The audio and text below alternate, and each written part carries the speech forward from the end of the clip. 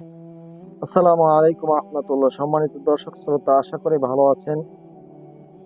তো একে খুবই গুরুত্বপূর্ণ একটি মাসালা নিয়ে আসছি।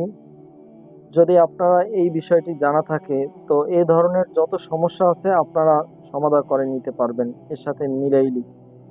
তবে দর্শকদের কাছে আমার একটি অনুরোধ থাকবে যে আপনারা অবশ্যই আমার চ্যানেলটিকে সাবস্ক্রাইব করে দিন প্রচারে সহযোগী হবে। তো একটি হলো যে ভুলের কারণে আমরা জানি যে রোজা ভঙ্গ হবে না। এইটা ভুলটা কি রকমের?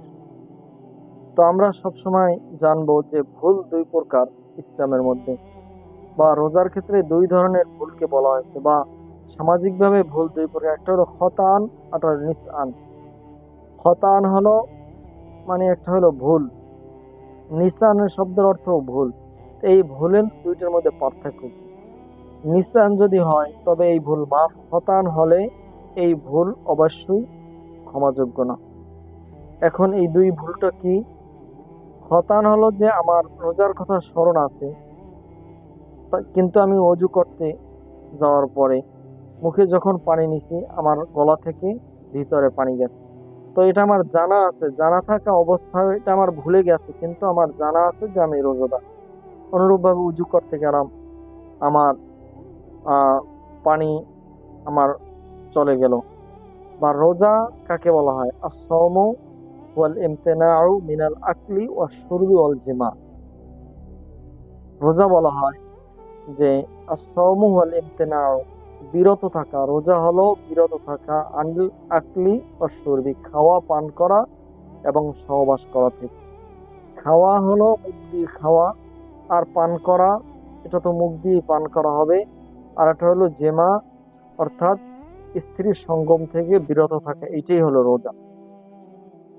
তো এখন রোজা থাকার পরে এই যে খতান হলো যে আমার রোজার কথা স্মরণ আছে, তারপর আমি একটি কাজ করতে গেছি, যে কোনো কারণে আমার এইটা হয়ে গেছে, স্ত্রী সহবাস হয়েছে, আমার রোজার কথা শোনা আছে, যে কোনো কারণে হয়ে গেছে, হয়তো আমার ঝোঁক বেশি ছিল।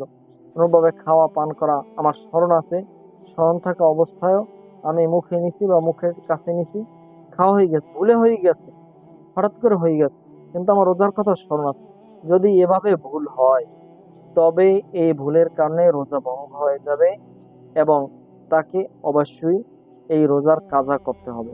কাজা এবং কাফারার মধ্যে ভিন্ন পার্থক্য রয়েছে, এটা ইনশাল্লাহ আমার পরবর্তী আলোচনায় করবো। আর যদি নিঃসান হয়, নিঃসান মানে যেটা আমার অজান্তে হয়, অজান্তে আমার রোজার কথা কোনো স্মরণ নেই, আমি খাচ্ছি, পান করছি, আমি যত পারি খাইতে পারি, আমি যত পারি পান করতে পারি, আমার স্মরণ নাই রোজার কথা, এখন আমার মুখে পানি গেছে, যে কোনো ভাবে হোক, এভাবে যদি খতাআন হয়, নিসআন হয়, তবে এটা মাফ হবে।